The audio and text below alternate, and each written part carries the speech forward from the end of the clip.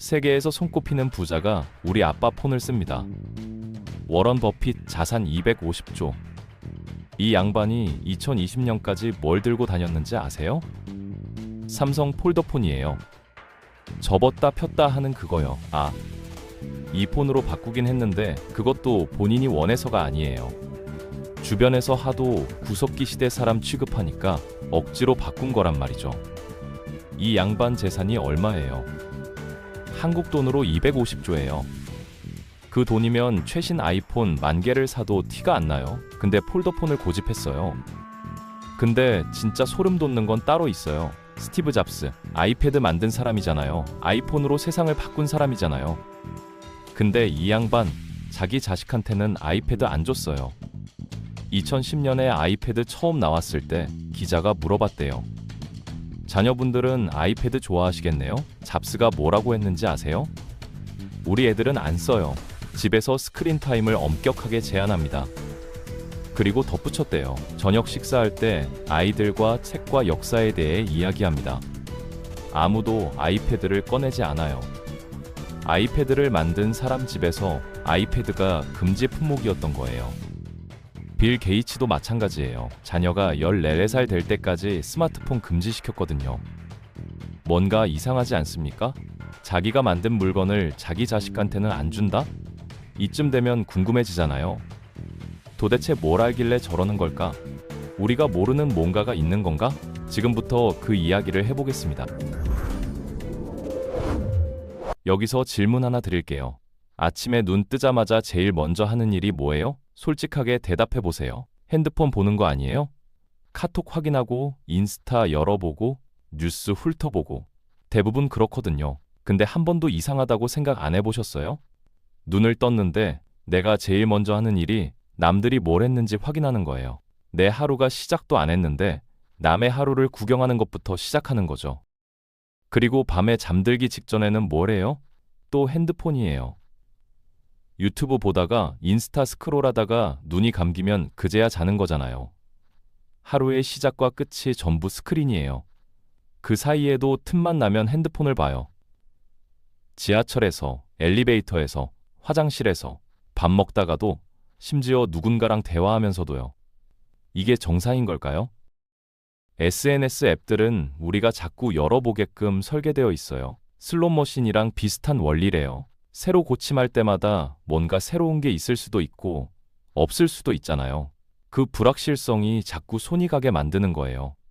근데 이건 누굴 탓하자는 얘기가 아니에요. 중요한 건 그 다음이에요. 미국 캘리포니아에 월도프 스쿨이라는 학교가 있어요. 이 학교 특징이 뭐냐면요. 중학교 졸업할 때까지 디지털 기기를 아예 안 써요. 컴퓨터 없어요. 태블릿 없어요. 스마트폰 당연히 없고요. 대신 뭘 하냐면요. 손으로 뜨개질해요. 바느질해요. 직접 농사지어요. 밖에 나가서 하이킹해요. 과제도 다 손으로 써요. 구식 아니냐고요? 근데 이 학교에 누가 자녀를 보내는지 아세요? 실리콘밸리 테크 임원들이에요. 학부모의 75%가 빅테크 회사 출신이래요. 학교 선생님이 인터뷰에서 이런 말을 했어요. 스크린이 있으면 사람들 사이가 갈라진대요. 기기가 없을 때만 진짜 인간 대 인간 상호작용이 일어난다는 거예요. 그 학교 학생도 이런 말을 하더라고요. 친구들 만나면 다들 고개 숙이고 핸드폰만 봐요. 어떻게 지내냐고 물어봐도 대답도 제대로 안 해요. 제대로 된 대화가 안 돼요. 근데 우리 학교는 달라요. 핸드폰이 없으니까 서로 얼굴 보고 이야기해요. 여기서 한번 자문해 보세요. 지금 내 삶은 내가 운전하고 있나요? 아니면 습관이 운전하고 있나요? 아침에 눈 뜨자마자 핸드폰 보는 거 내가 선택한 거예요? 아니면 그냥 손이 간 거예요? 인스타 피드를 30분 동안 스크롤한 거 내가 원해서 한 거예요? 아니면 정신 차려보니까 그렇게 된 거예요? 솔직히 대답해 보세요. 대부분은 후자예요. 내가 선택한 게 아니라 그냥 그렇게 된 거예요. 이게 무섭지 않으세요? 내 행동인데 내 의지가 아닌 거요. 자유롭게 살고 있다고 생각했는데 사실은 습관에 끌려다니고 있었다는 거요. 한번 상상해 보세요. 당신이 오늘 하루 핸드폰을 전혀 안 봤다고 해볼게요. 아침에 일어나서 창문을 열어요. 바깥 공기가 어떤지 느껴봐요. 아침밥을 먹으면서 음식 맛에만 집중해요. 출근길에 이어폰 없이 걸어봐요. 주변 소리가 들려요. 사람들 표정이 보여요. 하늘이 어떤 색인지 알게 돼요. 이게 당연한 건데 우리는 이걸 오랫동안 안 해봤어요. 핸드폰이 그 자리를 다 차지하고 있었거든요. 점심시간에 혼자 밥을 먹어요. 핸드폰 없이요. 처음엔 어색해요. 뭘 해야 할지 모르겠어요. 손이 허전해요. 근데 잠깐 참고 그냥 앉아 있어 보세요. 음식 맛이 다르게 느껴져요. 주변 소리가 들려요. 생각이 떠올라요. 오랫동안 미뤄뒀던 생각들이요. 그 생각들이 당신한테 하고 싶은 말이 있었는데 핸드폰 소음에 묻혀서 들리지 않았던 거예요. 내 시간은 내 인생이에요.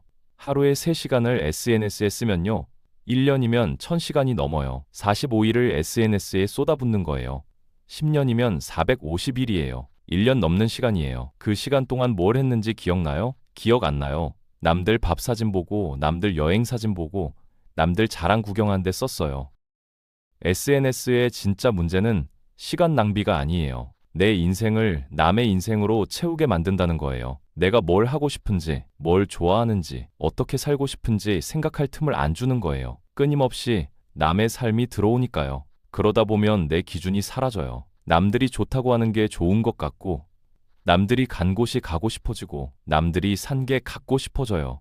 그게 진짜 내가 원하는 건지, 그냥 많이 봐서 원하게 된 건지 구분이 안 되는 거예요. 그리고 SNS에는 함정이 하나 더 있어요. 거기 올라오는 건 전부 하이라이트예요. 누가 힘든 순간, 우울한 순간, 실패한 순간을 올려요? 아무도 안 올려요. 다들 좋은 모습, 행복한 순간만 올려요. 그러니까 우리는 뭘 하게 되냐면요. 남들의 하이라이트랑 내 일상을 비교하게 되는 거예요. 이건 애초에 공정한 비교가 아니에요. 우리는 1%의 좋은 순간만 보고 부러워하는 거예요. 그리고 왜 내 삶은 저렇지 않지? 라고 자책하는 거죠. 친구가 여행 사진 올렸어요. 예쁜 바다, 맛있는 음식, 행복한 표정. 근데 그 사진 뒤에 뭐가 있겠어요? 비행기 연착으로 5시간 기다린 것, 호텔에서 트러블 생긴 것, 여행 경비 때문에 한 달 동안 아끼며 산 것. 그건 안 보여요. 사진 한 장에는 그 사람의 인생이 안 담겨요. 순간만 담겨요. 근데 우리는 그 순간을 보고 그 사람의 인생 전체를 부러워해요. 그리고 내 인생 전체를 초라하게 느껴요. 이게 얼마나 어리석은 일인지 생각해 보세요. 더 슬픈 건요. 그 친구도 똑같이 당신 사진 보면서 부러워하고 있을 수 있다는 거예요. 서로 상대방의 하이라이트만 보면서 서로 자기 인생이 부족하다고 느끼고 있는 거예요. 아무도 행복하지 않은 거죠. 다 남의 행복을 구경하느라 바쁘니까요.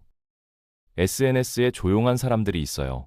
프로필 사진 몇 년째 그대로, 피드는 텅 빈 사람들.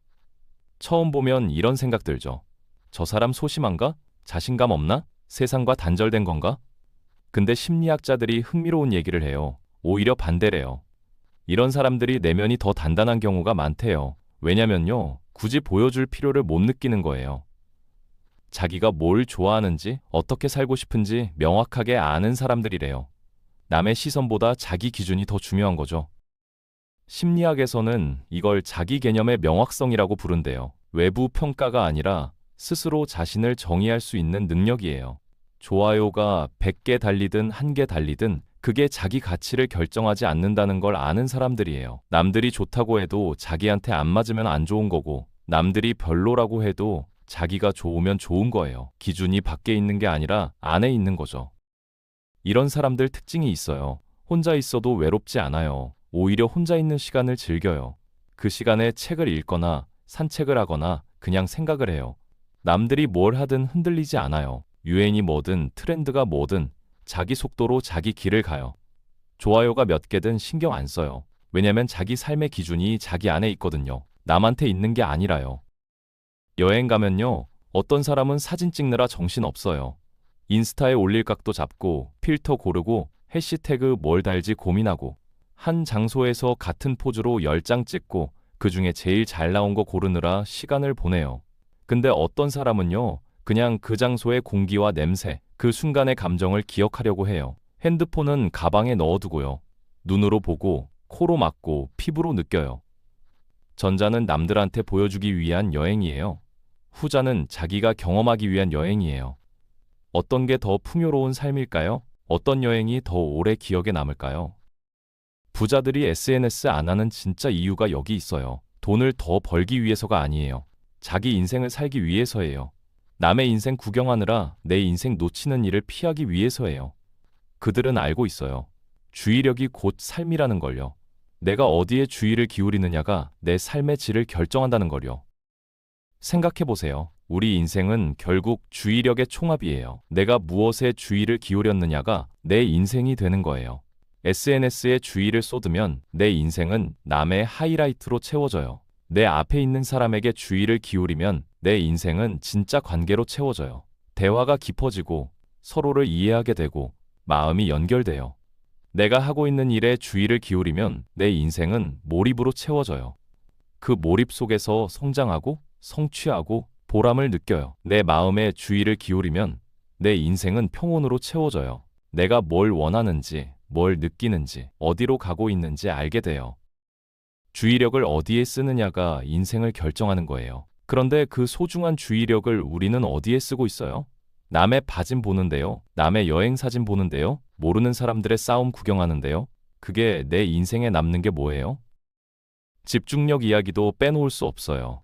요즘 사람들 한 가지 일에 얼마나 집중할 수 있어요? 10분, 20분? 그것도 힘들죠. 왜냐면 틈만 나면 핸드폰을 보니까요. 일하다가 카톡 확인하고 공부하다가 인스타 열어보고 이러면서 집중력이 흩어지는 거예요. 집중할 수 없으면 뭘 깊이 할 수가 없어요. 좋아하는 책도 끝까지 못 읽어요. 한 책 더 읽다가 핸드폰 보고 또 읽다가 핸드폰 보고 결국 무슨 내용인지 기억도 안 나요. 깊은 대화도 못 나눠요. 이야기하다가 핸드폰 확인하고 또 이야기하다가 핸드폰 보고 대화가 자꾸 끊겨요. 상대방도 느껴요.